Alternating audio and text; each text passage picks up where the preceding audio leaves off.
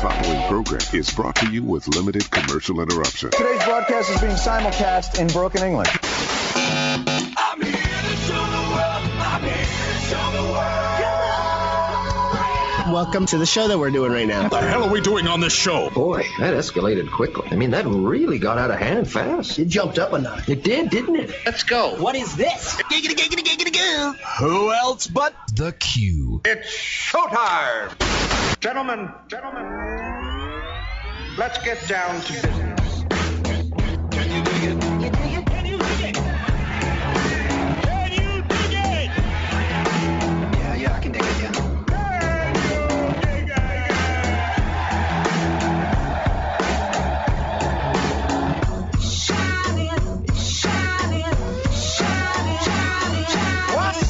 Ladies and gentlemen, welcome to The Q. I am your host, Mark Bland, and we are live on Thursday night.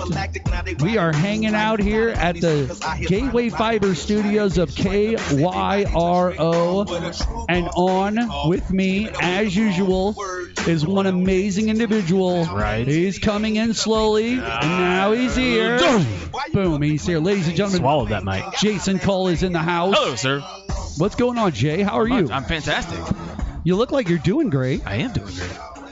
You look like you're doing great. Yeah, right? You just do. I don't know, man. Yeah. I get it. I don't know. Welcome back to the Q. Mm-hmm. Ladies and gentlemen, you haven't heard from us in a little bit of been a time bit. now. It's been a few weeks. We did that little knockoff show. That wasn't wasn't a live, knockoff though. show. That was Well, actually one of our shows. It was a good one, but it wasn't live. It was called Clumsy, and the reason it was called clumsy. Clumsy is because we figured out, ladies and gentlemen, that entire Donald Trump presidency from 2017 to 2021, all 4 years that he ran it, the best word we could come up with in that time period was clumsy. Clumsy. It was clumsy. Ladies and gentlemen, welcome to the Q Now. Senate hopeful Jared Young is going to join us tonight, Jason, to discuss his campaign and running against Lucas Kunce candidate. and Josh Hawley. We sat down and we talked to him. So that's coming up here in just a little bit. And by the way, he's got an endorsement from John Danforth. Of all That's people, old school that's Republican. old school That's Republican. Missouri royalty. That's Missouri royalty. Not only that, but it's also an individual who was a supporter of Josh Hawley's at one point. At one point. And he is no longer a supporter of that mindset That's or true. those individuals anymore. So that's going to be exciting. We sat down with Jared Young, and you guys are going to hear that right after the next commercial break. We're going to bring on Jared and talk to him. Adam Sommers of the Heartland podcast is going to jump on and talk with us about the current political landscape from his point of view. That's coming up at the 8 o'clock hour. And we might have John Shepard drop in. You never know. He's got some ideas. He's got some ideas. Thoughts. He said his exact statement was, you should have me on the show because I have thoughts on this Kamala Harris debate with Donald Trump, and I don't think that the things that you think, I don't think that those things are going to come and be what I say. Like, I think you're going to be surprised. And I was like, oh, well, it's very possible John might surprise us with certain things. He might. But let's talk about that a little bit, ladies and gentlemen. In a recent presidential debate between Donald Trump and Kamala Harris, Trump struggled to maintain focus, prompting a criticism from both political observers and some of his own supporters. While Trump declared his performance successful, a CNN poll showed that 63% of viewers thought Harris performed much better.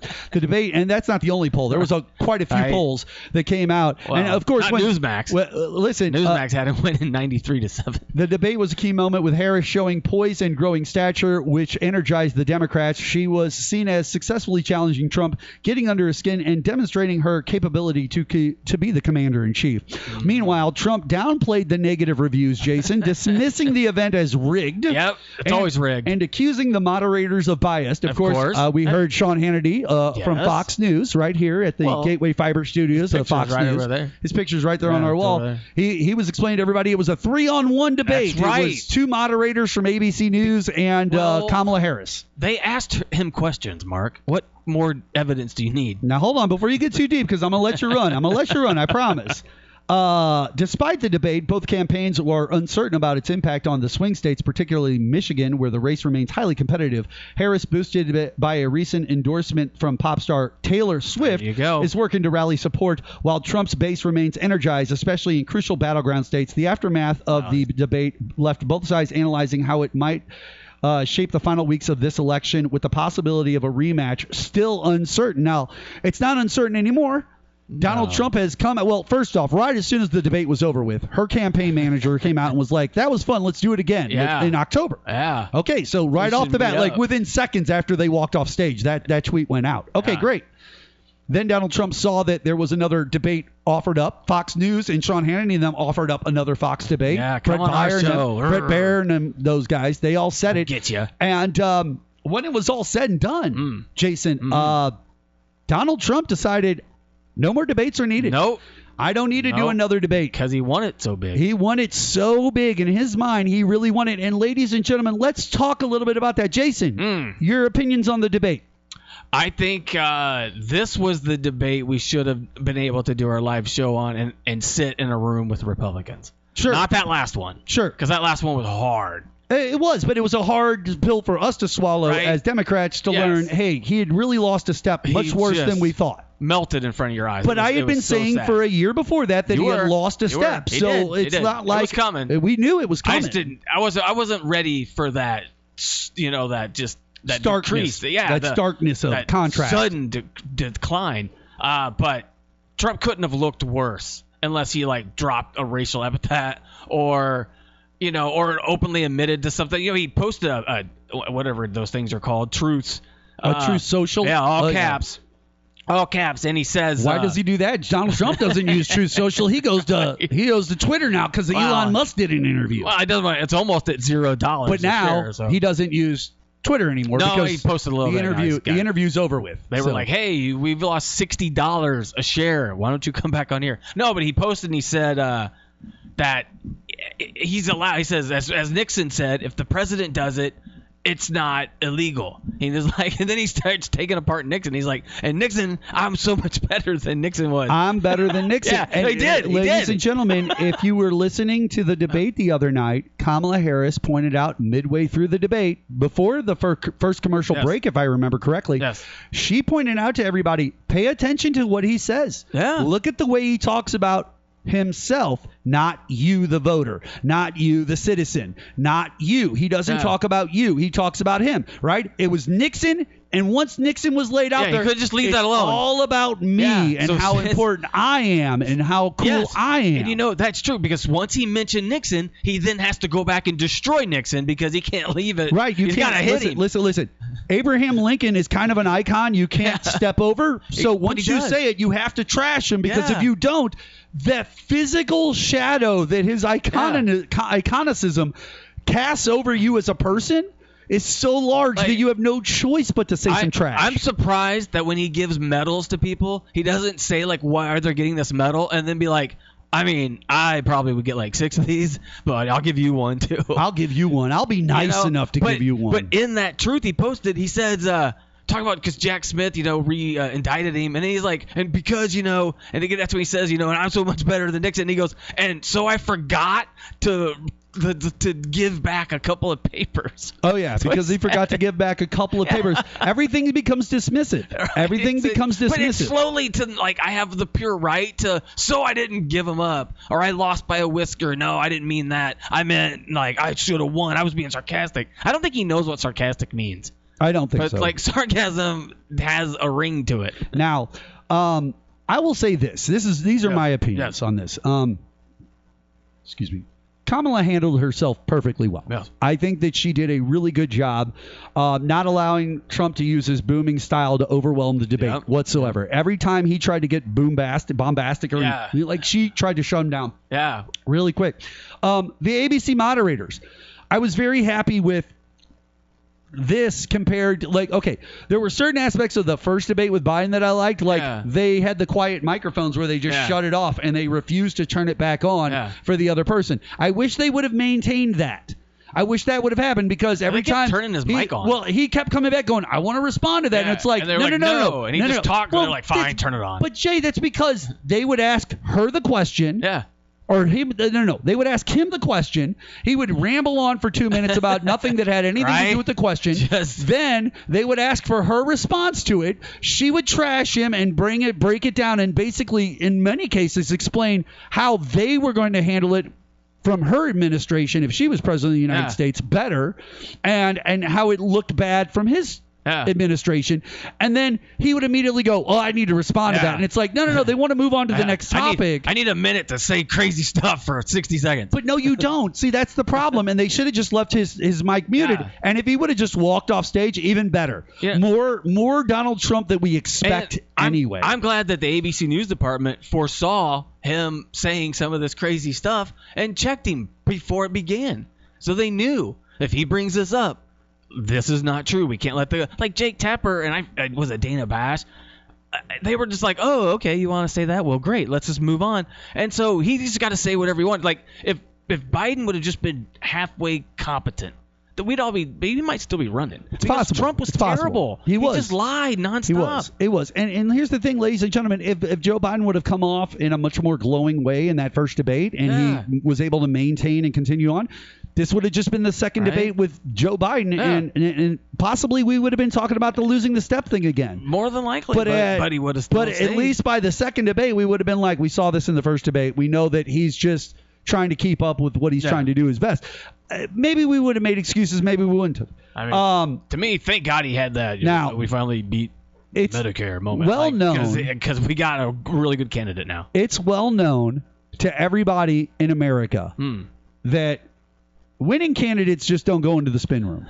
They just don't. Like, you don't need to go into the spin room if you're a winning candidate because you won. Yeah. Kamala Harris didn't show up in the spin room. Wow. But guess who did? Donald Trump, J.D. Vance, everybody from the Republican Party. Because for them, it's not about actually running the country. For them, it's about these get-togethers where they can all be together and they can talk trash and they can just do interviews and then take the sound clips and the content, and they got a bunch of 19-year-old kids wearing MAGA hats walking around with big placards with their last name on it, and they go, all right, go do your social media magic that you do. And then that's what happens. Snarky. This 19-year-old who grew up in a house with horrible parents, who doesn't know what life is like, is now sitting around trying to help these sycophants out. Raised by a nanny. And then they're just literally lying and throwing it up. And then they're like, misinformation on social media is out of control. It's like, yeah, it's you. Yeah, you're the misinformation. Ladies and gentlemen. And you made your candidate look like a lunatic for it. Ignore this. Excuse me, at all. We can't ignore this at all. No. This man went on to national TV and at one point started screaming about they're eating cats and they're eating dogs in Springfield, Ohio. I've never rooted on someone more in my life than when I felt he was getting ready to do that. Oh, my goodness. You do it. You dumb person. Say that. I mean, it was so outlandish. And by the way, for all you conservatives out there that are like, we don't understand how you thought of this as outlandish. Let me explain. Not everybody sits there and just gets 15 minutes on their smoke break at their job to like scroll and doom scroll and go out of their way to find like horrible things to share and talk about on their social media. Some people are 65 years old, live in the middle of Iowa, and they don't have a phone that does that at all. Like, it has the ability, but they don't have Facebook, they don't have this, they don't have that. They don't have any of these things. And because they don't have any of these things whatsoever. They're the ones that have all these statistics and facts and figures that make no sense at all. Right. And I really wish that loud thing would be quiet. I don't know why that's so loud. Are we about to be robbed? Probably. Sounds like from a we microphone. only have plastic in here, sir. Yeah. So the deal is simply this. When you're 65 years old and you see them start screaming about cats and dogs on TV, you have no idea about what they're talking about. No. You have no clue about any story out of something because you don't have this like super algorithmic whatever it is that social media gives you to like take that story from all these conspiracy style websites. And by the way, maybe there was a Haitian person that ran around a corner and grabbed a cat, and maybe you did see them do some crazy stuff to it. It's very possible. Great. That's not every human being on earth, and it's definitely Well, it was not one guy, a bunch of people that need to be talked to with One guy hundreds of equals millions of people 7,000. watching a debate. They don't need to see any of that. All right. Here's the This dude situation. showed up. Here's the situation. It's time for us to do our interview with Jared Young. We're going to take a quick break here on the show. And when we come back, Jared's going to be live on with us. He's going to be he's running for Senate against Josh Hawley and Lucas Kunce. And we've got a awesome interview from the Gateway Fiber Studios that we are going to be playing for you guys right now. So we'll be back here on the Q right after this. Hey, what's going on? Mark Bland, Fox News, KYRO. I'm sitting here right now with third-party candidate Jared Young. What is going on, Jared Young? Happy to be here. Well, thank you so much for being here. I got to talk to you because I know that you are going up currently against Lucas Kunce as well as Josh Hawley, who's the incumbent for your position for senator. And we recently saw a few things, and I want to talk to you about a few things, Jared, okay? I want to talk to you a little bit about your background. I want to talk to you a little bit about what happened at the state fair between your opponents. And then I also want to talk a little bit about, like, what your plans are, where you're going with this, and how you want to formulate the way that the people should be looking at this election for 2024. So first things first, give me a little background on yourself. Tell me about mom. Tell me about dad. Tell me about where you're from. Give us a little bit of that growing up history. Yeah, so I actually grew up all over the country, covered all the time zones, California, Utah, Texas, Pennsylvania, and lived in several other states since. We settled in Missouri in 2015. And so I moved around so much that the 9 years I've spent in Missouri are the longest I've lived anywhere in my entire life. So Missouri really feels like home to us. I have 6 kids, a lovely wife, and we live in Southwest Missouri in Webb City, kind of a smaller town. We were brought there by my job. That's by Springfield? It is west of Springfield, about an hour west of Springfield. Okay, all right. Just north of Joplin. All right, fair enough. So for the last 9 years, I've run a business out there that has worked and provided services to businesses all over the Midwest, doing HR outsourcing. HR outsourcing. So is that kind of where'd you go to college at? Let's get a little background there. So I went to BYU for my undergrad out in Utah, and I went to Harvard for law school. That's a hard football field to watch football on. That's all I'm saying, right? Is that Boise State? I'm sorry, that's Boise State. I was just getting there within range. Like, I'm not saying, like, listen, I feel like it's really weird when you start to talk to people. Like, I've always said this on my show. If you took a map of the United States of America and just put it down and started saying, all right, show me where you think Tacoma, Washington is, right? People would point at Washington, D.C. before Washington State. Like, there's things that people don't realize, and it's like anything west of the Mississippi River in St. Louis, because we're right here on the edge of it, it feels like that's just all out in the middle of the rurals, and it's all connected, right? Boise State is within an hour of BYU, which is an hour of USC, right? Like, it's all right next to each other to us. But to everybody else, it's like, oh, no, that's like a day and a half away from each other. Like, I have no idea how we got there. So you went to BYU, you got the undergrad, you got into HR, and then one day you're sitting there and you're not a political candidate at all. You're just sitting there. And what happened? What did you see? What made you jump and go, this is something I might be looking to get into? Or was it kind of a natural vibe that was kind of building up around you where you're at? Because it just, depending on the political candidate, kind of depends on where they come from with that aspect of how they get into the business of politics. You know what I'm saying? Yeah, so for me, it was a gradual process, probably kicked off in around 2016, where I had this growing level of just frustration and exhaustion with the way that our politics is going, with the contempt and the anger and the total inability of our leaders to disagree productively. You said 2013? 2016, probably. That's when I feel like things really started to go off the rails. And just felt like, man, the world's gone crazy. Can this really be happening? And I'm not just talking about Trump, although he was certainly kind of a catalyst. But sure, of course. Just generally, we've reached a point where we can't even talk to each other. And starting in 2016, I kept crossing my fingers and hoping like, oh, well, next election it'll get better. Next election it'll get better. Instead, every election it's getting worse.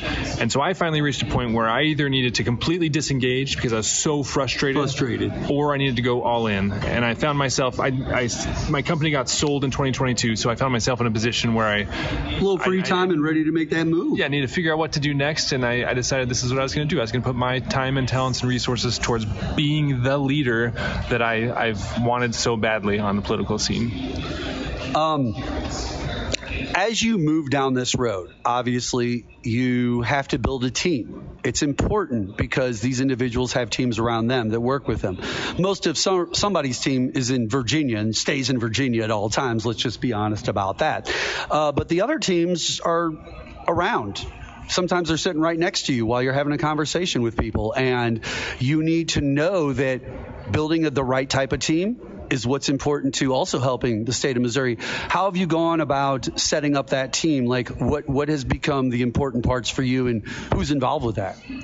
So it's been an interesting challenge because running it as an independent, you cannot win with the traditional political playbook. So early on, I tried to engage. I've had a number of political operatives, experienced political operatives working on the team, but it's been, we've constantly run into when we decide, look, here's how we want to diverge from the playbook. Here's how we want to do something creative or more efficient, or anytime we had an idea that was not the normal playbook, their brains would kind of explode. And so we've ended up actually with a team that has a lot more non-political people than political people on the team. People that I've known in my business relationships, people that have the skill sets that I think we need to reach voters and get our message out, but that have done that in other areas. And it's been really great. It's allowed us to run a really efficient campaign and get our message out much more effectively with, obviously a much smaller budget than our opponents. But it's worked out nicely for us.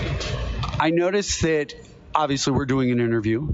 I'm sure that you've talked to a lot of different locations in the state, media-wise. How has your path to success, how has it translated in regards to the media and giving you opportunities and being heard as someone who's, it seems like to them, behind them? Do you see what I'm saying? I look at you as an equal to them. How do the other people in the media in the state, how have they handled you in that regard? Well, that's the constant challenge as an independent, is to try to fight that narrative that independents can't win, right? But we've got a lot of attention. We've done some really creative things to try to push our message. And again, I think we're in a situation where the voters are ready for this message. The voters are excited about it.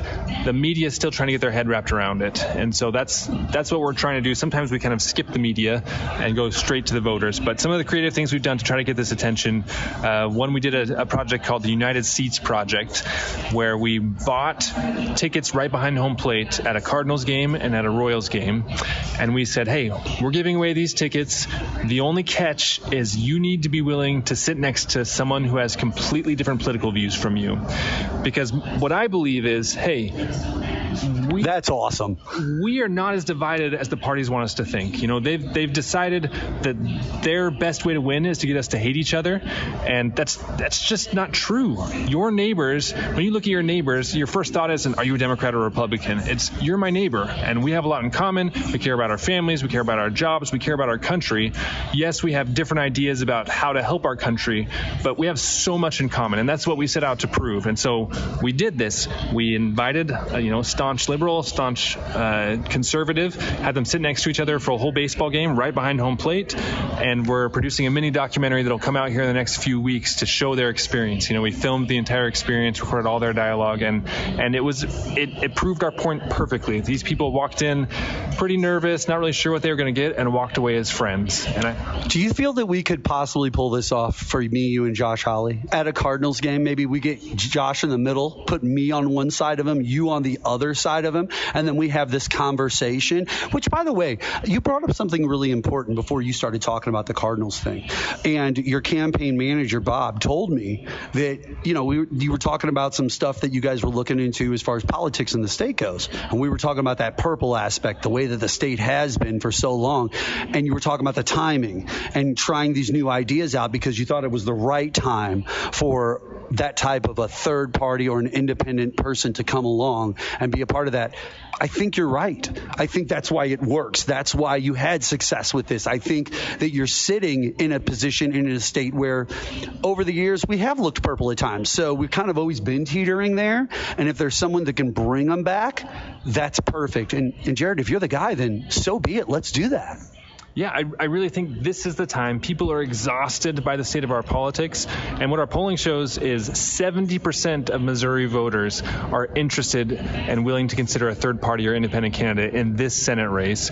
And nearly half of Missouri voters identify as independents. They don't identify with either of the major parties. So we are the largest voting bloc in the state. We just need to be smart enough to band together and actually vote as a bloc. Are you an independent, sir? Yes, I am. So am I. So look at that. There's two independents sitting right here that are a part of this entire state and live here, and we are part of that voting block. So yes, it does exist. All right, let's get down to some brass tacks here a little bit, okay? We saw these two idiots, I will say, just to be kind, because I really don't care how they want. Listen, Josh Hawley and Lucas Kunce are more than welcome during this interview and anytime to step onto our station and have the same type of an interview and have a sit down with me if they would like to, and my co-host Jason, anytime they would like to. I've put that out there live on this interview and multiple interviews before this. So there it is, fairness in media. But these two, okay, first question. A lot of people don't know this. I'm getting inducted into the St. Louis Professional Wrestling Hall of Fame. So I do this for a living. I understand this better than anybody, this idea of how Vince McMahon taught Donald Trump to play the game of politics in the real world. And that's how he was able to win in 2016. Yeah, we can make anyone love Stone Cold or John Cena or The Rock. Trust me, we can. It's simple. You get everybody on the same team to do the same things, and man, you can make a lot of things happen in this world. So when I saw that, I saw it was done horribly. I saw it was handled horribly by Josh Hawley. I want to hear from you, Jared. What was your first impression, and how do you think that they should move forward themselves in comparison to somebody like you who's showing professionalism, handling things in a more proper and a direct way? And if they did want to have a debate, why aren't they talking about a third candidate? I mean, we're talking about for state senator. We're not talking about for a national position like a Ross Perot 30 years ago or anything like that. We're talking about for state positions. These are things where it's easy to go onto a Channel 9 here in St. Louis, jump on another podium, and have three people discussing these things. You should be there. I've got to hear, please tell me your opinions on all of that. So, I was there at the state fair. I was actually... Oh, wait, you were there when it happened? Oh, my God. I was 20 or 30 feet away, actually sitting in my seat talking to voters. And so that was what went through my mind was I'm looking at these guys. They've got these reporters surrounding them. It looks like a boxing match or a wrestling match when they're weighing in. Pause for 1 second. And the only reason I say this is if you were just standing 30 feet away and I was the guy standing next to you as a guy who's done that a million times in his career, I would have totally looked you in the face and go over and shove Kunce out of the way. Go shove him out of the way and get in Hawley's face yourself. That would immediately have made you look like, oh, I'm the dude you got to deal with right now. But anyway, go on. I digress. I'm sorry. I didn't mean to interrupt.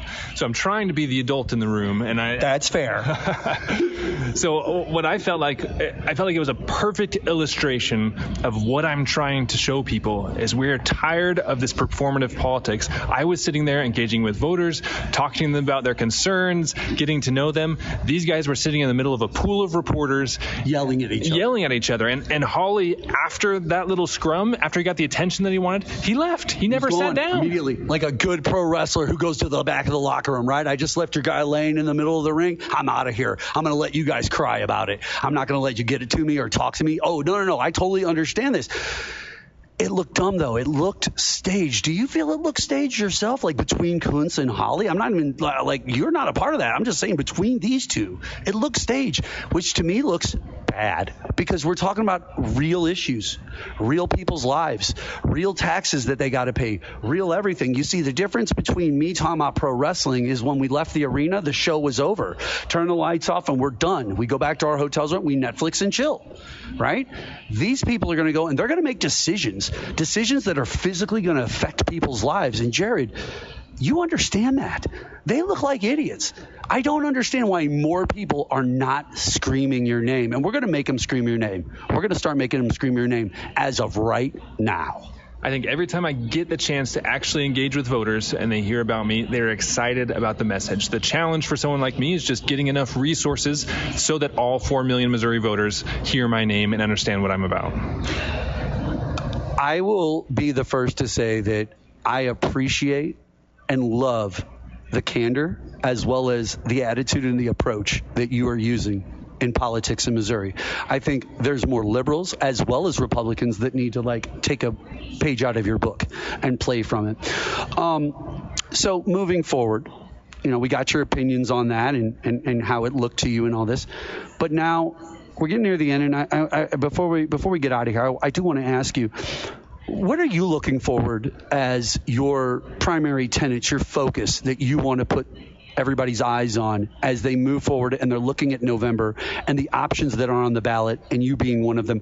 What do you want them to be paying attention to so that they can make the proper choice and maybe even check that box that says Jared? I think there are a number of areas out there where there's actually pretty broad consensus among voters, but we're not making any progress on them because of partisan games, because of partisan warfare. So things like immigration, that's a great example. I think most voters recognize 2 truths on immigration. One is we need a secure border.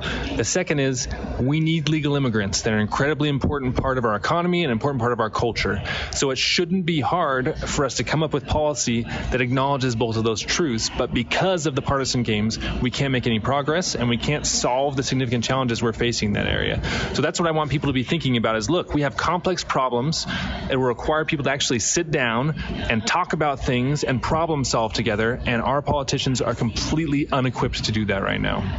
One of the biggest issues I see in red states quite often is the fact that there is a disconnect. Like you just brought up immigration, which is a great topic to discuss and focus on. But for Missouri, a lot of people, we just don't live next to the border. We've got 2 states that bridge between us and the border. And so what they understand in an Arizona, a Texas, a different place like that has the border right there, yeah, they're conservative too, but their viewpoint is different because they deal with it in a different way than we do. A lot of the stuff we deal with in Missouri is hearing about it, right? You might see some people that work with this or work with that, but whoever goes up to anyone and goes, oh, you definitely are an illegal immigrant, right? Because we don't have that influx the same way yet. You get on social media, you get on these other places where they want to talk about it, and it's like, oh my God, they're coming, they're taking your jobs, it's all ending. It's like, no, you guys are fine right now. And the things they're talking about might not happen for another 100 years in the United States of America, but they want you to be scared about it right now. And I think that that's disingenuous for those other people. I'm glad that you're explaining that in a much more refreshing way, because people do need to understand it's not so much that you are or aren't smart or a good Missourian or not good Missourian because you do or don't understand these things. It's just that there are people like yourself, myself, other people that work in politics and stuff. They do the research more often. They are paying attention to the statistics. They're literally looking at the things that you need to pay attention to for your state. And that's where a guy like yourself excels. You know what I'm saying? You're paying attention to these little things. And this is why they need to vote for someone like you, because while they're working Monday through Friday at whatever they do, which is a great job, I'm sure, and it protects them and provides for their family, you're the guy out there getting that real information so that when it comes time to go to Washington, D.C. to make these decisions, boom, the right person has the right information and can make the right decision, as opposed to, I feel like this is bad, or there's a lot of I feel like in the world of Fox and some of the other networks. And I understand we're on a Fox network here, but there's a lot of I feel like. I don't hear I feel like from you. Yeah, the thing that concerns me is it's not I feel like this is a good thing. It's I feel like this is going to get me reelected. And that's what the decision-making process is. And that's what we need to change, is we need leaders who are actually looking to lead and doing the hard work to figure out this is what the most viable solution to this problem is. And I've talked to everyone involved in it, and we found a path forward that's going to be durable, not a 51-49 vote that's going to get overturned the first time we switch parties. Durable solutions that come from actual consensus building. Well, yeah, and I've noticed that Josh, he kind of comes off like a quiet Marjorie Taylor Greene. Like, he only wants to perform when the cameras are on him in front of Congress and stuff like that, when he's got a shot at somebody. If he's got a scrum where he can get a guy to follow him with a camera like he's some YouTube streamer and stuff like that. Like, sure, I understand all that, but Nobody cares about the Marjorie Taylor Greene complaints about life and how we need to attack people like you're talking about. We need people who understand things, who actually know real information. And that's why it's a breath of fresh air to talk to someone like you. Last thing before we get out of here, I always like to ask people questions that might catch them off guard a little bit and make people go, oh, or learn something about them specifically, okay? Did you play any sports growing up? I played basketball and volleyball. I'm 6'6", so the tall sports are for me. I'm in the same boat at 6'4". I'm a tall sports guy, played college basketball myself. Now, did you play at BYU? Nope, just intramurals. I was an intramural champion. You were an intramural champion. Okay, now then, so my last question is, you're the father of 6, okay? School just started for the kids. Was Dad there for the first day of school? I was. I accompanied them on the drop-off route, so we had a good time. That's fair, and I like, you've got 6 kids got to keep you busy, though. Yeah, it's super fun and super exhausting. Now, how old's your oldest? He's 13. And what's he think about Dad running up against the guys that were yelling on TV on the news?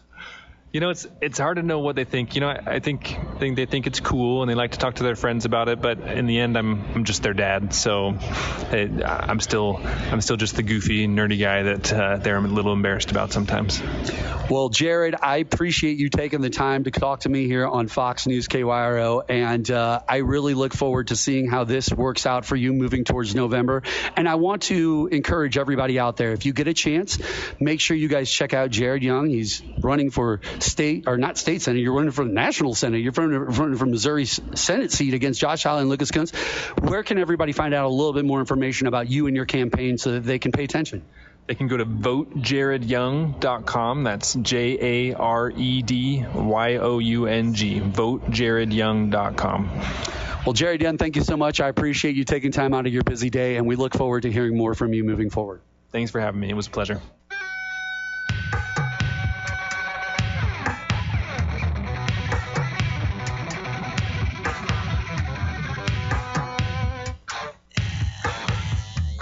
.1280 AM, KYRO 105.3 FM. Welcome back to the Gateway Fiber Studios. Mark Bland, Jason Cole. Yes, welcome back. And we are hanging out here with a little Prince to bring you guys back. We just had our interview with Jared Young of the Be Better Party.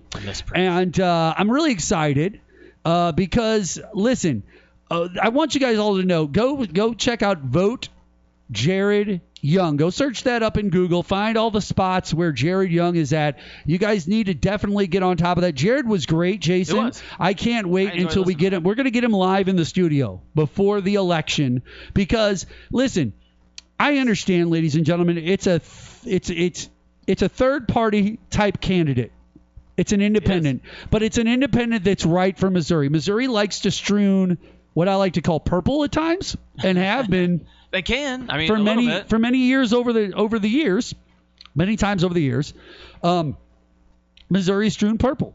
And when you've got a guy like Josh Hawley pulling the extreme side of that, and I understand you got a lot of people locally in the St. Louis area, the St. Louis part of Missouri, that or Kansas City or the larger city areas, they'll rock with a Josh Hawley for sure. Like, I get it. They're going to rock with a Josh Hawley. They love the way he acts. They love the way he talks. I wonder what they say. All that crazy stuff. Why do they like? I like to hear a Josh Hawley voter. Well, why? Why do you think they like it? Because they sit there. Mean things and he they sit there attacks the people they don't like. Your typical Republican voter sits at work all day. Yeah. They deal with other employees that they just don't like. No. And they have to stay there and deal with them for 8 hours because they have a job and their job requires them to be there. Well, that's fine and everything, except for in their minds, they want to say mean things. That's true. And they want to attack people, and they just can't. Yep. And so when they see a Donald Trump attack a Kamala Harris, it makes sense to them. They see a Josh Hawley or a Marjorie Taylor Greene or a Lauren Boebert attack those pants, that zipper on the pants at a Beetlejuice performance. They're all about that. You know what I'm saying? Like, they're down for anything where there's attacking going on. And this is literally, ladies and gentlemen, this is why pro wrestling worked for Donald Trump. I get it. It totally worked. Real life because, pro wrestling. Because it's just another way to have pro wrestling, But in, like you said, in real life, where they don't get to put a headlock on somebody at work, this person totally gets to get an RKO to somebody out of nowhere. You see what I'm saying? I get it. I understand. But Jared, he's also got a huge endorsement from John Danforth. Right. That's old school Republican. That's like and we you call know it what? royalty. You know what? I'm going to try to get John Danforth on the show. I would love to talk to him. I'm going to try to get John Danforth on the show. That is a resource of knowledge. Whether or not you agree with him. Yeah. And for the most part, with a Republican like that, you're going to agree with most things. Right. No. And I totally understand that. But we're going to get a guy like I'm going to try to get a guy like John Danforth on the phone because I feel like in the law, and I said that during the interview, there's a lot of I feel like. Yeah, right? but that's except for also the problem evidence. when it's coming from the liberals and the moderates like myself and Jason. When we say we feel like something, what we're trying to say is there are similarities that are going down this road, and we know that it's going to look a certain way. Yeah. Like that's what we're trying to say. When a person who's Republican says, "I feel like," what they're doing is misdiagnosing their personal problems. And they're trying, like Chachi. Remember when Scott Baio got up there and he's like, "I feel like Donald Trump is a much better person than Hillary Clinton." It's like you feel a lot of things in this world. You felt like that girl was going to be married to you forever, but she divorced you and took all your money. What you felt a lot of things in life. What they're doing is they're trying to do what they see rich people, what they see smart people do, and they don't know how to do it. They don't have evidence for their feels. So when they say, I feel like, it's usually nonsense that follows. Whereas you and I say, like, we've read the books that they've watched the movies of. Jason, can I say something to you that I feel like? Yes. I feel like everyone who lives in Springfield, Ohio is a black Haitian that's eating just people's family pets. That's what I feel like right now, because when I read any of the stories coming out of any of the stuff from the conservative side, everything is telling me that it's just an entire town of how many people are in Springfield? They said 60,000. 60,000. So that's the size. I thought you said 16 the first time we talked. No, 60. Yeah. So 60. So that's like the size of like a St. Charles or a. Sure. Right. But I don't know if they have like a St. Peter's right next to them and then an O'Fallon right next to that. Right. That makes our area about 100. You're right. No. I understand. I'm just saying like they have a city like the size of a St. Peter's or an O'Fallon or a St. Charles high school. or a North County, a Florissant or even down towards like a High Ridge. Like they have a large group of people. But now I'm thinking 60,000. To me, it sounds like 60,000 Haitians have taken over the town, and everyone isn't eating at restaurants. All they're doing is eating cats and dogs in alleys, and they're all Haitian refugees. And I sit here and I go, listen, let me explain something to you guys. And Jason, we've talked about this before in the air, but it bears repeating now that we're talking about the Haitians, right? Because when I ask people about how the Haitians got there, they're like, oh, they were flown in by Kamala Harris and Biden. Of course. I learned that there's 11 million people on the island of Haiti. Evidently, the United States had 5,000 tickets to get out on planes out of Haiti and come to the United States. The other 11 than seeing the Rolling Stones. The other 11,495,000 short of that extra 5 because there's 11.5 million. Yep. The rest of you got to stay there in Haiti Fight it out. because these people need to go eat cats in Ohio. We have too many pets. Okay, that's not what happened at all. But I'll tell you what did happen. A guy in a wheelchair in Texas by the name of Greg Abbott, who is the guy in charge of that entire state. He's probably the meanest person. He's literally pulled buses up to the border. Right. He has used We're gonna go give you jobs. Texas Department people to help load those buses. So he used government funds to help load those buses with the illegal people that he is 100% against and gets on TV every week in the state of Texas and tells all of you, I hate the border. I hate the people below us. We need to shut this down. Trump needs to do this. Biden and them aren't. And all that just to turn around and grab 7 to 8 buses, fill them up with 60 to 70 to 100 people, and then ship them off to other cities. So guess who's letting illegals in and helping them get in the country? Yeah. It's not Joe Biden and Kamala Harris. Do that. It's Greg Abbott and him sitting in his wheelchair in Texas as the governor, and he's just like, come on in. Yeah, do this. Oh, yeah, come on in. Oh, we're going to do this. We're going to fly him here. Yeah, I'll take you for a ride here. Yeah, get on it's the your bus. own people, just like we tried to tell you with Trump. It's your own people. Do you know why Trump lost that debate, ladies and gentlemen?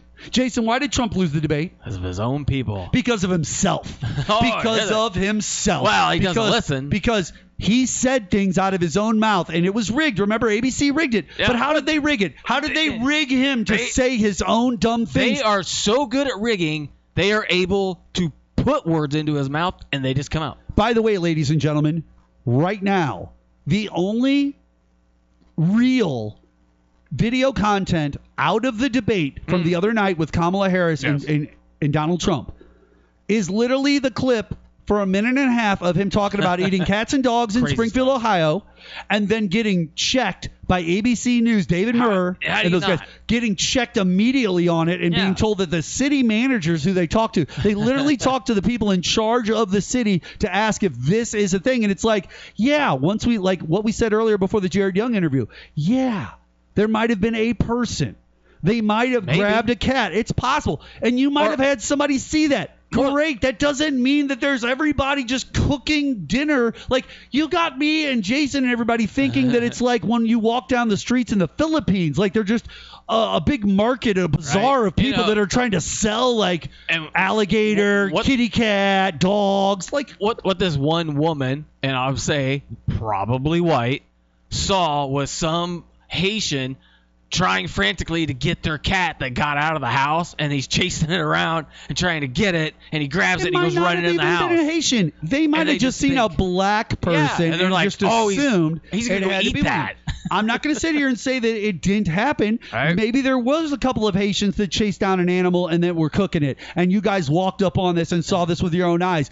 But nobody took videos. Let me get this right, ladies and gentlemen. So there's a bunch of Haitians running around, and there's literally no videos that the mainstream media, by the way, the mainstream media who does investigative journalism, there's nothing that the thousands of them that are not Trump supporters across the country are talking to all of these cities and states, and they can't find video evidence that they can even use on their own stories on ABC, on NBC, on CBS, on this station, on that station. That's because you won't go look, Mark.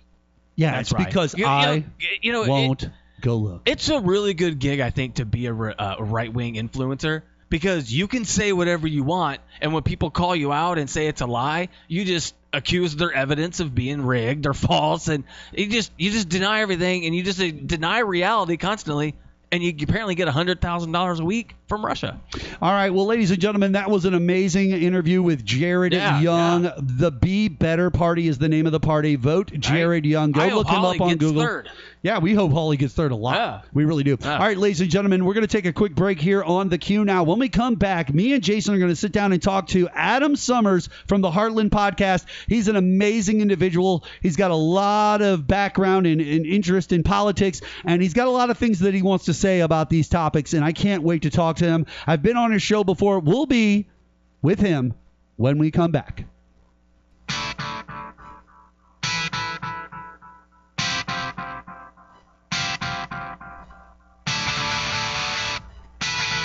.105.3 FM, 1280 AM, KYRO.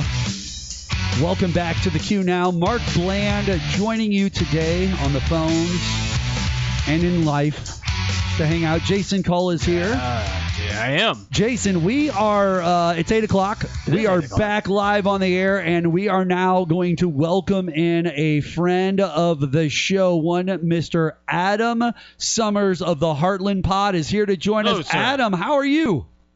Hey, I'm good, guys. Thanks for having me on. Good to be here. Thank you so much for taking a bit of time out of your day to talk to us. I'm excited. Yeah, man, this is great. I've been on radio a couple times, but never, like a full-blown show like this. Not a real Fox. You know what? This is like you're with Britt Hume right now. You know what I'm saying? You're like it's just like it. It's just like if you were with Brett Byer right now from the Gateway Fiber Studios. It's me and Bill O'Reilly. What's up, Bill? This is my research finder. So, You be Britt Hume, I'll be Brett Byer. There you go. You guys could do a show together. It'd be sexy. I'll be Jesse Waters. That way. There you go. Oh, listen, You're going to let the air out of women's tires in the Can parking you be lot. Greg Gutfeld and you be Jesse Waters and then I'll be Marjorie Taylor Greene and we'll just all get together and just yell about a bunch of dumb stuff? AI porn, where are you? Now, Adam, I know that you've had a busy week of eating cats and dogs. It's it's just something that we all do here. It's all part of the cause. It's all a part of what American voters are into. They're into doing all that. Thank you so much for being on the show with us. First off, we want to welcome you. Welcome to the QNow. We appreciate you being here. The Heartland Pod. Let's talk a little bit about the Heartland Pod, just so people have a little bit of a background on yourself. Tell everybody where you're from, man. Give us a little background. Yeah. Tell us about mom and dad, brothers and sisters. Give us a little info. So I'm kind of from the stomping ground, so to speak. I'm from Warrenton, Missouri originally. So Warrenton. Well, we broadcast in Warrenton. That's part of Lincoln County. Yeah, man. That's Warren where I County. grew up Sorry. there. Yeah, fair enough. Warren County, Warrenton, Missouri. Born and raised, and then went off to college in Warrensburg, which is of course exceedingly confusing for everybody. So went to Warrensburg, went to UCM, graduated there, went to law school at Mizzou, moved back to Warrensburg, and I practiced law there. And then in 2020, started doing a podcast. Not a lot of folks, you guys didn't exist, and this show didn't exist. So not a lot of folks were talking about politics in Missouri that weren't basically just cookie cutter repeats of everything that you're going to hear on every conservative channel. And so correct. I wanted to look at the state and bring a different perspective. And that's kind of the Heartland Pod. And then I'm from Warrenton. You're a lawyer. There. My parents, lawyer from Warrenton, and grew up in Southern Baptist Church, Fellowship Baptist Church in Warrenton. Adam, did you play any sports when you were growing up? Did you play any sports? Kind of. I dabbled, and then I played golf in high school. So if you count that, then yeah. If you count golf in high school, then you were all over it, is what you're saying. I was the anchor 5-man on the varsity golf team. Do you still play golf quite often? Oh yeah. He gets out as much. So if we get together, I'm gonna have to take you out to the links. I'm horrible at golf though. I'm probably even worse. Yeah. I'm great at wrestling. I'm horrible at this. I'm bad at both. I love it, man. I used to be a lot better, but So you've lost a step. Time, kids, law school. But when you're eating cats, when you're eating cats and dogs, You're like you feel like protein. Highlander, you're getting that protein. You're thinking you're gonna I've actually been working on a cookbook for that, so it's a good time. It's gonna be sweet. That's gonna be sweet. We now have air fryers, so it's all. So for all of you out there, if you've been listening, our friend Adam is the host of the Heartland Pod, and the reason I brought Adam on is because I went on to the Heartland Pod, and when we were on Adam's show, we talked a lot about the fact, Jason. And you can ask Adam. I will. We went on the show, and we talked some politics, but I spent the majority of his show explaining why his show and my show are the perfect shows for people who are into politics in Missouri to listen to. Yes. To find the individuals. We just had Jared Young on. He's not getting a lot of love at a lot of different places with other, we have other Fox affiliates that are in the St. Louis area. They're horrible stations. They're not good at what they do. We're better than them. We always have been. But they've got people that come on, and I always found it weird, Adam, we talked on the podcast that people just never supported our shows like this. But that's not why I brought you on this show. The reason I brought that up was because I wanted to talk to you on this show. I want to talk some politics. I want to really get into it. I want to talk to you about, you saw the debate. We talked before our Jared Young interview in the 7 o'clock hour. We talked about our beliefs on what happened with that debate and how it worked out. I'd love to hear your opinions and see what you thought. Yeah, man. Really simply put, I think that part of what I do as an attorney day in and day out is try to put myself at that 30,000-foot view and try to go, okay, I'm going to take my position out of it and just look at it as objectively as I can. And looking at that debate, I think it's really, really hard to imagine anybody walking away from it that isn't, unless you are somebody who actively wears Trump merchandise, regularly, or if you are in conservative media in such a way that you have to kind of toe the line to keep the people happy that are, listening to your stuff, then I don't think it's possible to see that as a positive night for Donald Trump in any way. No way. And as far as Kamala Harris goes, she introduced herself to millions of people that night, and for her, it was a very positive introduction. And if you're somebody who is genuinely curious about the difference in the candidates, if you somehow are still lacking information on Donald Trump, it was not a great night for him, and it was an extremely good night for her. And we're seeing it already. There's some early polling results are coming out this week, late in the week, and we're seeing a pretty consistent, thing in the polls of this 3 to 5%, lead for Harris across the board. And I don't think that's going anywhere. Somebody asked me after the debate, they were like, so how do you see this bearing out in voting for Kamala Harris? And I was like, I don't think that there's going to be any change for Kamala Harris. I explained to a bunch of people, and maybe you did on your show too, sir. The hardline citizens that vote in general, they've already made their decision well before the Biden debate, well before the Kamala Harris debate. They had already locked in on the 34 felony convictions and were like, we're moderates, we're swing state people, we just don't rock with that guy. Like, we're just not going to do it. And so I said, they're like, he had already won. Joe Biden had already won by almost 10 million people in the last election. So those numbers were already locked in place. That 10 million over the top. The person who needed to gain ground or fix it, Donald Trump. And the problem is I don't think Donald Trump gained any voters at all. Like, I don't know what you saw in that debate that would make you go, yep, that's the guy I got to go with now. It's obvious he's smoking her out. Yeah, I mean, there's, Thursday Night Football's on right now, right, while we're talking. And, it's the equivalent of Yes, I'm missing a throw right now in my fantasy football league. Correct. You're probably happy about that. But if you're down by 2 touchdowns and you're out there kicking field goals, you're not doing any good. And that's kind of what Donald Trump was doing. Was he was scoring some points, but he was scoring the kind of points that only matter to the people that already like plays the hits. Yeah, and the problem for him is that, when you play the hits, it works fine for your diehard fans, but as a band ages and they keep playing the hits, you're not bringing new people in because eventually the show's not as good, and so he is an older, slower version of himself, and the magic that he had in 2016, a big part of his magic in 2016 was that it felt new. It felt different. It was different. And now new, it's old and it's overwhelming, and we've been watching it over and over again. And it's like when you're at a party that's just a little too loud, and eventually you're just like, I've been here too long, and I gotta go. Yeah, I gotta get out of here. Well, we also had Kamala Harris, who pointed out in the middle of the debate, Jason and Adam, she pointed it out. She's like, go to one of his rallies. Yeah. Please be my guest. Go check it out. They're leaving early and it's boring. And Adam, that lines up with almost exactly what you just said yourself. Like,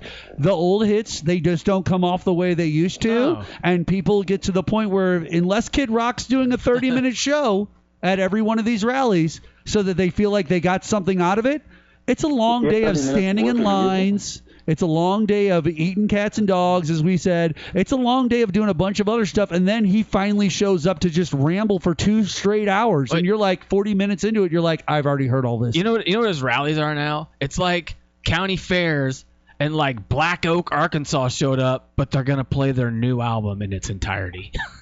That's exactly right. They're just like, we've got to go. Let's go. Because they're getting ready to play that. An old band just being like, I've got some new stuff. Yeah, right. And you're just like, well, I'm going to go get a beer. Right, because whenever you play your new stuff, I'm just like, that's not the stuff that was on the radio 20 years ago. I'm sorry. And his new stuff is just... It's just not as good. Waxing poetic about nonsense. Yeah, it's never as good. Like, I remember seeing, I call it Riverport still because I'm old school, right? Sure. It's always Riverport. It's always REO Speedwagon at Riverport, and they're just rocking and rolling and doing all the stuff It's riding the storm out. It's all the good stuff. And they break into some new songs, and it's just like, this is horrible. Yeah. Like, the Maryland Heights area's sewer system got overwhelmed during their song off the new Greatest Hits album. Now, one of the things I do want to ask you about, Adam, I'm very curious about this, and I want to hear your opinion on this.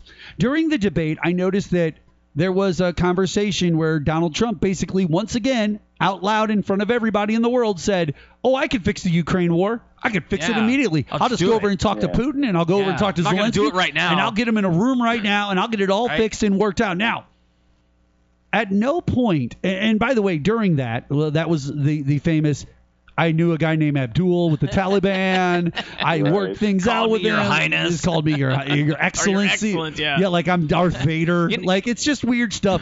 But what gets even better about it is Kamala Harris and Joe Biden just did a deal with Vladimir Putin a couple of weeks ago to get Paul Whelan and all those soldiers out. And what I didn't understand was, why didn't she push back on him the minute he started talking about how you need to elect me because Putin won't talk to these people? And she literally looked him in the face and been like, yeah, we just did a deal with him. He worked with us just fine the other day. Like, I don't know what you're talking about, bro. You know what I would have asked him? I would have said, so you really are concerned about the human lives. Remember, he's like, I just want to save human lives. Well, then why don't you just make that phone call you could make as president? Make it right now. And that's what I'm curious about. Make it right now Adam, and save lives. What did you think about that? And why isn't Donald Trump just like right now? He's in, like you said, spin zone, right? He's on the post side of this debate, spinning as best as he can. Why would you not just jump on a plane if you could pull it off? Make the phone call, get over there. I'm sure Joe Biden and Harris would sign off on it for the Logan Act or whatever. I'm sure they'll still supply you if with you hookers. can pull it off, you'd get back here within 30 days before the election to let everybody know, oh, yeah, I just fixed the Ukrainian war. That thing that's been going on for a few years that everybody's talking about and hates, yeah, I just fixed it. Yeah. Right there. Yeah, How could you not I don't win? think that. Well, so I don't think Donald Trump has the diplomatic skills of, say, a Dennis Rodman, right? I don't think that he's quite got that card in his deck, that club in his bag, so to speak. And then, the reality is that when he talks about foreign policy, he's mostly lying because, and it's not, it's different. It's not like he's lying because he's trying to be nefarious. A lot of times, no, he's just lost. When he's talking about foreign policy, he's lying because he doesn't know what he's talking about. Right. He is stuck. And if you listen to a lot of his references and the things that he likes, like his kind of touchstone things, a lot of it's from the 80s. And he hasn't learned new stuff. But and the reality is that Putin has said over and over and over and over and over again, and he said it forcefully, and he said it into camera multiple times, that his goal is to remake the Soviet Union. Yeah. So you can't convince some guy who thinks that he doesn't think he invaded Ukraine. He thinks that Ukraine is a fake country that's holding land that belongs to Russia. Right. So you're not negotiating with somebody who's having a rational conversation about two countries that are fighting with one another. You're negotiating with somebody who thinks that the Ukrainian people aren't a separate people and that it's not a separate country. So it's a ridiculous notion that he's going to convince this guy of anything at all. I see when Donald Trump wants to talk about foreign countries and stuff like that. I understand why a Putin would like a guy like Trump. He's a useful idiot. See, he understands that he's got low-level nuclear weapons that if he ever lit them off right now, while the world is the way it is, all of the leaders that are smart and just strong about these things, they would sit there and go, okay, you're lighting off nuclear weapons. I'm sorry. We've got a real issue with this. We can't have you doing that.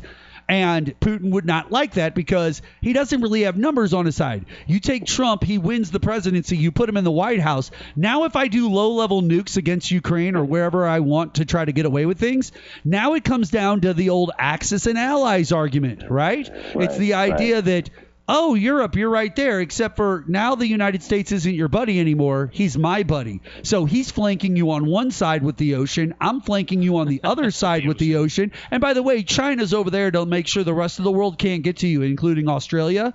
So now we're part of the Axis, and we're going to light off nuclear weapons, and we're going to try to take over countries because we all want to be Genghis Khan. We think that we're recreating Rome. You also mentioned something else that I found interesting, and I've talked about on the show before, that 80s aspect. He was young. He grew up in the 1980s. Donald Trump was a 30-year-old in the 1980s when Coke was popular, right? And the Cold War was popular, and the USSR was all together, and yelling about being a Republican in Russia was a big deal, and that's all that he remembers from that 10-year span, but it was the best 10 years of his life because he was rich and he was 30 years old in New York. Of course he had a blast. And back then, they weren't really using DNA as evidence in rape cases, so I'm sure he was just really living high on the hog. Nice. Nice call there. All right, ladies and gentlemen, we're going to take a quick break here on the show. Adam, stay on the phone. Stick with us. We're going to take a quick break. When we come back, more with you, sir. We'll be back on this show right after this.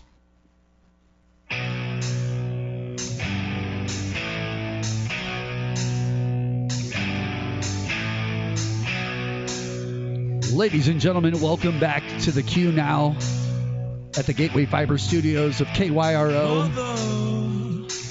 Jason Call is sitting here with us. We've got our friend Adam Sommers on the phone. Adam, are you hanging in? You doing okay? I'm here, man. Yeah, I'm rocking and rolling. I appreciate you spending the time to talk to us on this day, and thank you so much. All right, so let's get into some other talk. You know what I'm saying? You talk to a lot of people in the state. You know what I'm saying? And we just had Jared Young on, and I was wondering, how are you looking at that Hawley race? And what do you think the outcome might be going forward from what you're seeing, the people you're talking to, who you're tied into? Yeah, so Jared Young, first of all, I'm so glad that you guys had him on, and I hope that people take a chance to check him out because, you know, if you're looking at the two parties and you're really looking for genuine alternatives, he's one of the few third-party candidates I've ever come across that I think is I think Jared's the real deal. But you know, as far as that race, you know, if you're asking me, hey, I want to bet my mortgage on something, I'm not gonna like, you know, bet the farm that Josh Hawley's going to lose just based on the general demographics of the state. But the bottom line is that Amendment 3 is going to be on the ballot here in Missouri. The Republicans, they tried their hardest to get it off the ballot. They did. The last second, you know, midnight ridiculous court case that was laughable to begin with, and the Supreme Court of the state rightfully booted it immediately. But that's going to be there, and so that's going to affect voter turnout. I think that people are really underestimating the impact of women in the 2024 election. I think that people are totally underestimating how big it's going to be. I do a little insight. I do divorce work as a big part of my practice. Okay. And these couples don't always have the same politics. Sure. And oftentimes they don't have the same politics. And I think there's a lot of anger there, and I think it's very similar to 2016, where there was kind of a social stigma for Trump, where it was like it wasn't cool to say you were a Trump supporter in 2016, so there was some undersampling. And I think that when you grow up, you know, like I said, I'm from Warrenton. When you grow up in a socially conservative area and you stay in a socially conservative area, saying things like I want abortion to be legal, like you just don't Sure. say it out loud because you're going to get called a baby killer or some ridiculous somebody will attack you. That's why. Yeah. Right, and they're going to attack you in ways that isn't fair. But like, do you want the fight? Like, is it even worth the smoke? Like, you know, to deal with it. And so I think that that's going to be a dynamic that we see, and it's going to be interesting because Lucas Kunce is a really strong candidate. He's got a ton of money. He's raised a ton of money.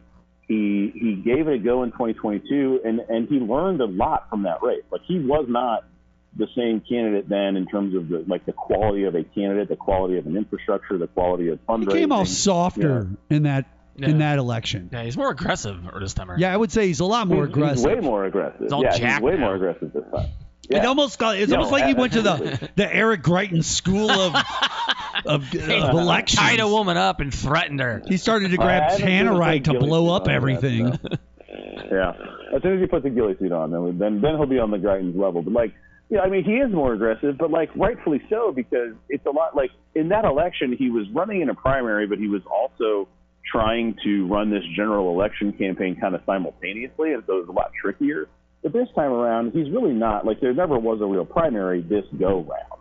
And so he's been able to go right at Josh Hawley, and attacking Josh Hawley is like, you know, it's like, you remember those clown punching bags that, like, had the balance at the bottom? Right, with the thing at the bottom, yeah. And the sand. Yeah, like, that's what Josh Hawley is. Like, it's the easiest thing to attack in the world. So, like, it's not a hard thing, because even people who vote for Josh Hawley don't like Josh Hawley. Like, nobody actually likes him. I like to call Josh Hawley aw shucks. That's and whenever I see him show up on screen in a news interview or something on TV, it doesn't matter what it is. I just the word that pops into my head every time is aw shucks. Like, that's the way he talks. Like, it's an aw shucks guy.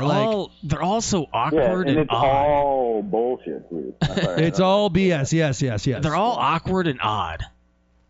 Yeah.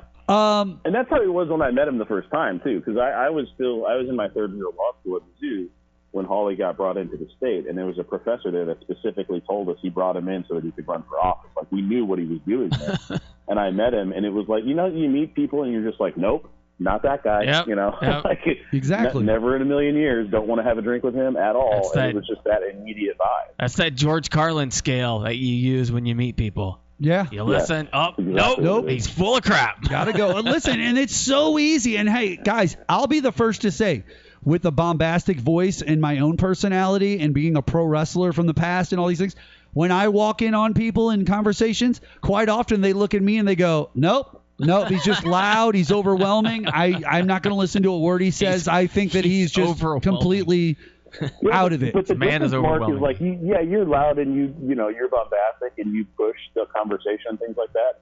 But like, there's a big difference between being like, that guy's, he's too much for me. Like, maybe he's not my cup of tea. Versus with Hawley, it's like I don't. It's a disingenuousness. I don't want that guy to pick my kid up from school. You know what I mean? No. Like, that's the difference. Like Mark, you're the kind of guy to be like, Mark, hey, would you mind? Grab these kids for a minute and get them home. Yeah. He kisses his wife what I like mean? he just met her. Yeah, he You ever does. seen He those kisses his pictures? wife like he just met her. Like it's crazy. weird. All right, Adam. We were talking about the cats and dogs, and we made the comments throughout the night and throughout the show. And I get it. It's fun to, like, take those shots and have a little fun with it, okay? At the same point, you've got an entire town in Springfield, Ohio, that's getting their name dragged through the mud right now. And it's because of Trump and his followers. Now, my question I had for you, Adam, is because you're a lawyer, the city is taking a defamation hit here, I would say, for sure. Is there anything you can do to defend against this? Is there anything you can do to defend?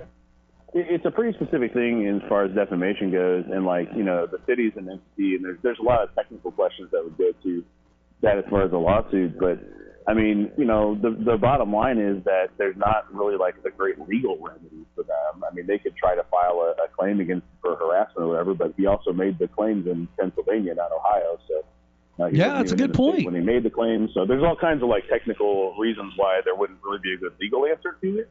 But Ohio's one of those states that like Trump probably has that state in the bag because of Vance. He could lose Ohio. But here's the thing. If you're J.D. Vance and you're the senator from Ohio, the last thing that the guy that you're running with should be doing is running a city in your town down or in your, Mark, in your you're making state a pretty down. Big assumption there. I know I'm making a big assumption. I'm sorry. The Adam. assumption is that Donald Trump knows anything about J.D. Vance. That's a good point. Have you ever seen a presidential debate where one of the candidates took a dig at their running mate? No, that was to me that was the undervalued moment of the night. Right? When he called his vice presidential candidate a liar. Right? Yeah, I don't know what he's talking about. I don't know what he's talking about. My favorite moment of the night is when he tried to bring up the assassination attempt, and they were like, "No, it's all right, sir. Let's move on." That's the craziest just, thing on earth. They just literally poo-pooed it off, and I'm like, you know what? Because you just wanted some pats on the back. Once again, the greatest hits say that I got shot in the ear so I can get a pat on the back. Nope, we're not going to let that run. That's why they got all angry. Like someone showed like a picture of Evander Holyfield and he still has that chunk missing, and a picture of Trump and his ear's perfectly fine now, like a month later. Trump was more angry in general about the idea that they fact-checked anything than he was about the current country, the things that need to get fixed. Like, that's the other thing. He sounded like the Baltimore Ravens after that Chiefs game. He was. Like, it's all unfair. Like, if all you have after a sporting event or a political debate or something, if all you have is it's unfair and the refs were unfair to me, like, watch the tape and why don't you double check? Yeah, step on that line, Likely. Out of bounds. Step on that line, Likely. That's right. Everyone's so unfair. So unfair all the time. Now, the Heartland pod has been around for a few years, and you've done 2020. a ton of interviews. You know what I'm saying? Especially starting in 2020 with COVID ravaging the world. I'm sure you were sitting down a few nights a week to have conversations with people for the Heartland podcast. I've done hundreds of interviews on this. I think total there's got to be over 1,000 shows between all the different hosts that have done stuff. I think personally I've probably done at this point at least 250, 300 interviews in the last 4 years. All right. I mean, and all kinds of folks. From Jason Kander, there's an episode with him from 2021. down to, people running for state rep. Like, Yeah, I'll sure. talk to anybody. And we've done the same thing here on this show. And the question I had for you was simply this. I have to look at my shows and try to figure out sometimes, is there any show that sticks in my mind or sticks out in my mind compared to the other shows? Like, is there an interview that I did where this pops off? Like, I don't think he was the biggest superstar I've ever interviewed, but my Lou Ferrigno interview always stands out in my time, as well as my Jim Jeffries interview, because he called me the king of talk radio. Like the way that Howard Stern is called the king of talk media and media. Like, Jim Jeffries called me the king of talk radio. I loved it. I thought it was fantastic. It's moments like that. Do you have any interviews that stick out? You brought up the Jason Kander thing. That might have been one of the first things that popped to your mind, but I'm just wondering, like, is there anything that sticks out, something that went crazy or wild, and it was just like, everybody needs to hear this? Yeah, I mean, the Kander one is really cool just because, he I think represents, what a politician can be in a really good way. But honestly, the one that sticks out the most to me was a few years ago, and it was with Betty Frizzell, who wrote a book about her sister, and her sister's in jail in Chillicothe, Missouri, and she wrote a book about her sister's husband's murder. And Betty used to be in law enforcement, and basically the investigation that was done was really, really bad. And so she sort of doubled the investigation, and she came to the conclusion that the son killed this father and that the mother was lying to help cover it up. And it's a really heart-wrenching story about kind of like Is that Betty the got truth? out of Is a that the small truth? town. It's a true story. Is Yeah, that what happened? Did the son kill the father and the mom just tried to cover it up? Because I have a weird evidence story is for pretty you. strong. I have a weird story for you. Now, check this out. This is from my own family's history. This goes back 70 years, 80 years, whatever, years and years and years ago, right? Everybody involved in the story I'm getting ready to tell you is dead. And it's a quick story, but simply there was a situation within my family, and the story that had come out is that this individual took out the husband, who was not their father, it was a stepfather type situation, took out the stepfather, and the mom is the one who got arrested and took the hit on it, simply because she didn't want him to go to jail forever in his life. And then she was let off. Like, they didn't even put her in jail. They just let it go and moved on. That's crazy. Like, and that's a real story. It never hit the courts. It wasn't anything like that. It was just, this story came up, and it was like, yo, this situation had to be handled. And I guess one night things got sideways, and it got handled. That's wild. And I'm like, but you just told me that story, and it's like almost the same thing. It's this idea of the mom defending. Police in Winfield. Really? For a hot period, yeah. She was the chief of Winfield, Missouri Police Department. You know what I should do? I should hook Adam. Adam, do you want to do an interview with somebody hot, somebody from the world of the crime world that might be worth your time and effort, that you'd like to get in with?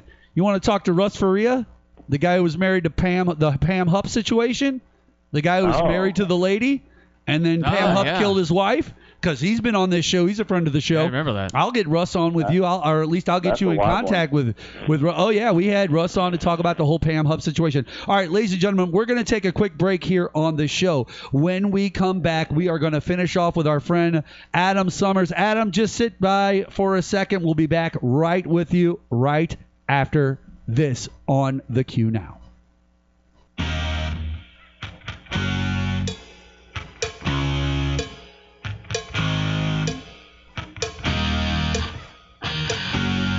1280 AM KYRO 105.3 News Radio KYRO.com every single Thursday night, live on the radio with you here right outside of St. Louis at our Gateway Fiber studios for KYRO. And today we have Adam Sommers on the phone from the Heartland podcast, and he's hanging out with us, and he seems to be doing okay so far. We haven't hurt you yet, have we, sir? No, I feel like I'm holding my. I mean, it's a little bit like talking in a ball pit on a train. I get it. Yeah, you're doing great. You're doing great. Now, ladies and gentlemen, maybe you know, maybe you don't know. Me and Jason are famous for this. We are. We have a thing called the hot seat. Now, Adam, yeah, that. Okay. Adam. That was something else. Sorry. What? Jay? What were you thinking? You were. What were you thinking? Wait, was that video? Was it the size of your? Was it the size of your crowds? Was it the size of your crowds, like Obama? Like Obama showed us the size of the crowds. Said. Is that what it was? Yeah. That was one of my favorite Obama moments of his life. Was when he did the crowd size thing. That was amazing. Right. Oh! Look at my hands. Oh! My hand stopped here. Sorry, Don. All right, so here's the deal, Adam. Maybe you know this, maybe you don't. We didn't ask you about this or tell you about this in any text messages, conversations, or anything before this. Yes. We have a thing called the hot seat, Adam. Do you know anything about the hot seat? I assume that it involves rapid-fire questions of some kind that might make you. Well, they're not rapid fire, but it does include questions. It does include questions. Ladies and gentlemen, we're going to do the hot seat with our friend Adam. Anytime a new person who comes on the show, we always want to make sure that we do the hot seat with them. It gets us a chance to learn a little bit about you. You know what I'm saying? A little background on you. Okay. All right. Let people know about you. But also, there's no right or wrong answers here, sir. Whatever answer you give us, that's the answer. Like you can't be right, you can't be wrong. Sometimes we have our own that we like to throw in there with. You know, we have a little test. We like to talk about these things. So let's get to question number 1, Adam. Are you ready? Rock and roll. What is your I can't believe more people don't do this style life hack or hack in life. Something that you do that others don't typically do. And I've got one, too, that I want to throw in on this. And maybe Jason's got one also. But I'm curious. What's your I can't believe more people don't do this thing? Buy a $25 bidet off of Amazon and put it on your toilet. $25? Wait. No, hold on. Back up. Yeah, back up, bro. First off, 2 things here. 1, Amazon has something under 30. 2, it's a bidet of all things. Like that's even crazier. That's what I want. First off, now how does this hook to the toilet? Like how does this work? You just take your water hose off and turn the water off first. I recommend the water. Yeah. We gotta connect it properly. Well, Yeah, you take the water hose off, you hook up the new seat, and you put it on. It's like absolutely. Let me put it this way: I am incredibly unhandy, and I did it all by myself in like 2 minutes. And it's the best thing. Is it a life changer? Now, Jonathan May, one of our favorite co-hosts, has been on this show many a time. He bought a bidet for his house because he loved it so much, and he always raves about how awesome his bidet is. You've now come on here and said for $25, people can get a bidet off of Amazon, hook it to their toilets, jump on that game, and they are in it just like you. Now, does it just squirt water up in your butt crack? Is that what it does? On your hole. Yeah, it just cleans you up, man. Wait. When you say is it high pressure? Does it like? Yeah, it's got a little bit of a spray to it. Yeah, it's got pressure. Yeah, it takes care of business. And you don't need to wipe it all? Well, I mean, you still got, you don't. There's water involved. So that's what I'm saying. Why don't you just take some wadded toilet paper, get some water from the sink next door, and you just wipe up like a wet wipe? Like that's. It doesn't shoot into your butt. I don't understand why we need to get the debate part. Like I don't. That's so much work. It might be, but it would also serve the purpose because all you do is squirt the water on your butt and then take the dry paper to make it wet to wipe yourself. Like it's the same difference. Mark's bidet is a wet dish towel. Yeah, it is. It's literally just a wet wipe. My bidet's a wet wipe, okay? A dude wipe. It's a dude wipe, okay? That's my bidet. No. I don't even use that stuff. Okay, fair enough. Okay, question number 2, sir. Question number 2. What's the most overlooked addiction in today's modern times? Food. Do you think food is the addiction? Some foods. Now, hey, listen, I have diabetes. I'll be one of the first to say, hey, listen, food can be a dangerous thing that can lead you down bad paths. It really can. I understand this. What was it? Do you have a food? Have you had food issues in the past yourself? Oh yeah, I have for sure. It's been something that I got into my 30s before I really understood what I was doing to myself with food. But the reality is that so much of the food that is easily accessible to all of it, your brain is looking for high calorie density, and it's looking for certain things.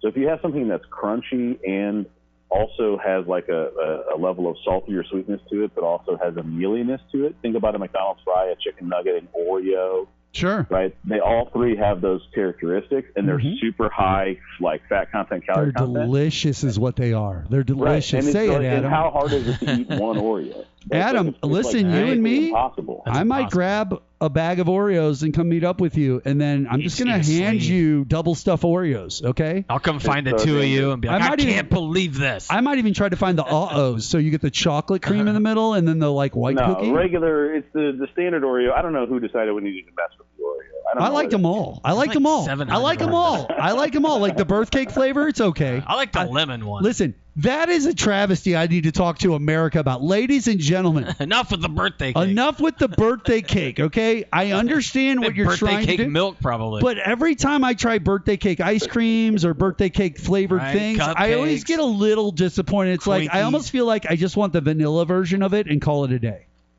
Well, because birthday cake is just whatever cake you want. Right? Sure. Right. And every birthday cake can be different, Not right? anymore. Yeah. All right. Question number 3, sir. Okay. What's something close to collapse that others are just not paying attention to currently in the world? Oh, man. Close to collapse. Something that is close to collapsing. You know, maybe it's a hobby you're involved in and you're like, oh, this is about ready to, you know.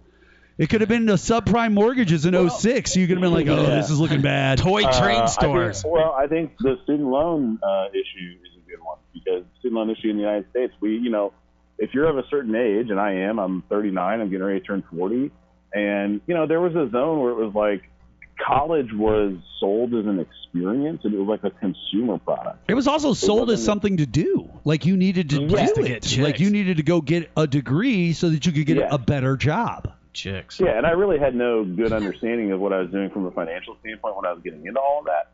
And so, I made terrible decisions, not because I was trying to, live a fake life. And that's, you always hear people who are like, well, it's your responsibility. And, yeah, it is. And I'm not trying to say, I shouldn't have to pay back loans.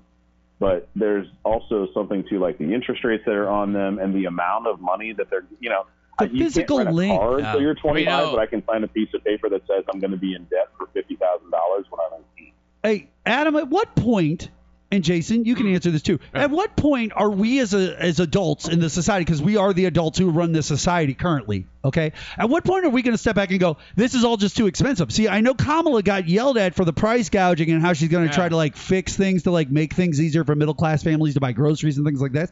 But at what point, as an overall society, do we just step back and go, okay, guys, you're just charging way too much for all this stuff? This needs to come back into a much more agreeable set of terms.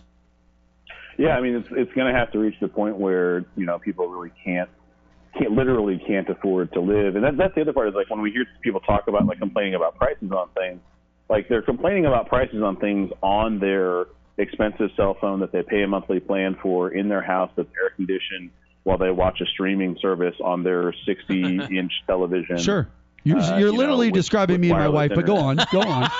You're literally describing me and your wife too. But that's the reality of it, right? Is that we live at a level in this country that even those of us who have less in this country still have more than so many people in so many other places, and that's we lose so sight true. of the fact that we do of how high on the mountaintop we actually live in this country. I heard a statistic. I heard a statistic one time, Adam. Didn't mean to cut you off, but it's important because you just mentioned it. I heard a statistic. If you're born in the United States of America, right off the bat, you are already better off than 99 and 0.3% of the rest of the population on Earth. Yeah. Right off the bat. No questions asked. There's almost 8 billion people on the planet. There's 340 million in this country. Yeah. Right? So just statistically speaking, there's 7.5 billion people that don't live in the United States. So when people are complaining about the fact that it's expensive to fill up their F-150, it's yeah, it is. But also, you are driving a Ford F-150. If you're gas guzzler. with your truck payment, then you shouldn't have bought a truck that has a $750 a month truck payment. Yeah, and we don't really care. Option. We don't care that you're a trade labor person who works in the sun all day long. Listen. That's why Adam doesn't have to and Mark doesn't have to. We went and got college degrees so that we could go and get other jobs in broadcasting and being lawyers and things like that. Well, I'm not even knocking those jobs. I'm just saying, you can do these things like me and Adam did. It's just you chose to go that route. Well, it's not even so much that. It's just that, people make these, and they're like, well, I have to get a new truck. It's no, you don't. I don't have a new They car. try to talk themselves into needing stuff, is what you're saying. There's a certain justification that comes with it. It's well, I have to have this because I need a new truck. It's you don't. I drive a 2014. I haven't had a car payment, in years on that thing for a reason. I do it intentionally because it's just a smarter way to spend my money. If you want to spend your money on your vehicle, that's great.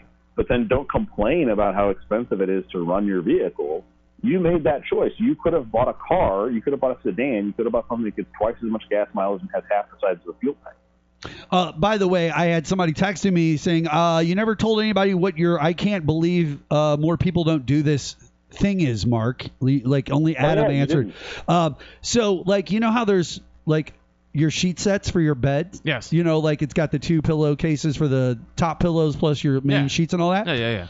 Take all of that, fold it up, slide it into one of the pillowcases to keep it all together. So now the set is all together within the pillowcase, and now you can just throw that into your thing. It also makes it so like your pillowcases and everything aren't in a bunch of different places, and they're all coming unraveled, and everything stays together inside the pillowcase for that set. Just an idea. That's a much less invasive life hack than today. Yeah, there you go. All right, question number 4. If there was a business that COVID should have shut down but didn't, what business is that? Oh, man. I've got one off the top. Me and Jason have talked about this before. Ruby Tuesdays. I have no idea how Ruby Tuesdays made it through COVID at all. Like, I just don't. Like, I look at the company and I go, nobody ever goes there already. So, like, how did you get not? But then again, if nobody ever goes there. They have a really good salad bar. I guess they do. I haven't been to a Ruby Tuesdays in over a decade, for sure. You know what it was? It was those good pumpernickel croissants. There was one in Colombia that was really good, but it's gone now. It's something else. It was one of those PPP loans that they don't seem to care that those guys. Actually, I think mid-level dining is the right answer to that. Like I am always shocked that like how Applebee's just continues to chug along. It's like Red Lobster's going out of business, but Applebee's is just. But Applebee's is also on a date night with the shakes and the like. Yeah, they have a song. They got song. Like it's one of those things that kind of like Dollar General stores in rural areas. Like they're always going to be there. They're always going to talk about it, and they're always going to be there. So like an Applebee's, that's a post-football game on a Friday night go-to, right? At Red Lobster, you literally have the opportunity to pick which lobster dies. All right, last question, Adam. Last question, sir. Who is your favorite president of all time? A lot of guys out there. Alive? A lot of guys out there. Is it Richard Nixon? Does it have to be while you're alive? A pretty easy answer. It's Grant. It's Ulysses S. Grant. U.S. Grant. Yeah, he. I think we don't learn a lot about Grant other than we learn that he had a drinking problem, and then there was some scandal in administration. We kind of skip over it because it's a super inconvenient part of American history during Reconstruction. But when U.S. Grant was president, did you know that when he was president, that in Mississippi, the majority of the congressional representatives from the state of Mississippi were actually black? Did not know that.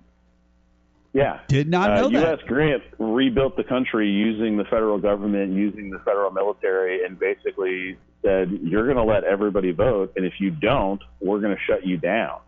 And he was an extremely strong, when you talk about progressivism, and I call myself a pragmatic progressive, which is I want things to move forward, but I want solutions, and I don't think that, progressive for the sake of progressive is necessarily always the answer. And they're just the other side of the yell. Yeah, I get you. Yeah, and that's kind of what U.S. Grant was. He was progressive in a lot of ways, but he was very solutions-based in his progressivism, and he wasn't prolific in terms of like writing and speaking, and so he doesn't get some of that same recognition. And then again, when we learn about, in school, you learn about Abe Lincoln, and then you kind of skip to FDR in World War II because it's, that's the sexy stuff, right? And so Grant is not super like amazing fun to learn about as a president, but I think his administration was incredible. And it's really a shame because it was the election after Grant where they made the deal in the House of Representatives, and the president who became the president, McKinley, he said, if you give me the presidency, if you vote for me in the House, because like the Electoral College was so close, it went to the House, which is what Donald Trump's trying to do, by the way. And so they gave it to McKinley, and he said, if you give it to me, I'll end Reconstruction. I'll take all the federal. Yeah, he was going to do all the great things for them. And you guys can do whatever you want. And then, bam, we got Jim Crow. And then William McKinley got reelected, and because of the monopolies, they killed him. And that was the end of that for William McKinley. And that's how bought man for J.P. Morgan is able to get killed and knocked out of office very quickly and very easily, all because he made bad decisions. Ladies and gentlemen, and gave us Jim Crow laws. That's true. Ladies and gentlemen, Adam, first off, it's about time for us to get out of here on the show. Okay. I want you to tell people where they can find the Heartland Pod, sir. Appreciate it, Mark. Yeah, it's been great to be here, by the way. This is a lot of fun. You can find the Heartland Pod, the Heartland Pod, on any place where you get podcasts. If you use Apple or Spotify, Amazon, you can literally tell your Alexa to play the Heartland Pod, and it should do that. It's on Audible. You can go to theheartlandcollective.com. We've got some written work over there at theheartlandcollective.com. And basically what we do is, like, it's not our job. It's not how we make a living or anything. We have a Patreon that helps us pay to have a website, to host the podcast, do that kind of stuff. And, just defray the cost of making it. And we have some folks over there. We have a great group of folks over there that sign up and pay a small amount of money to help us out with that. So, yeah, we're everywhere you can find podcasts. Theheartlandcollective.com is where you can find everything as well. And I post, at the Heartland Pod on Facebook and Twitter. It'll always be Twitter to me. I got you. And Threads and Instagram. Everywhere. So at the Heartland Pod everywhere. Yeah. We got you. All right. Well, ladies and gentlemen, Adam, thank you so much for joining us on the QNow. We're going to definitely have you back onto the show. It's time for us to get out of here on the Gateway Fiber Studios, KYRO. Jason, thank you so much for being on the show once again. And that's going to do it for us. Hey, Adam, just stick around on the phone there for a second when we get off, and let me thank you and stuff, okay? Thanks, man. Yeah, and shout out to the Casper Broadcasting and Casper. Yeah, for sure, man. Steve Casper passed away. That kind of blew my mind. It sucks, but hey, that's going to do it for us, ladies and gentlemen. We appreciate Adam Sommers and the Heartland Pod. Check us out at theqnow.com. Old episodes, new episodes, and everything in between. We will see you guys next week on The Q.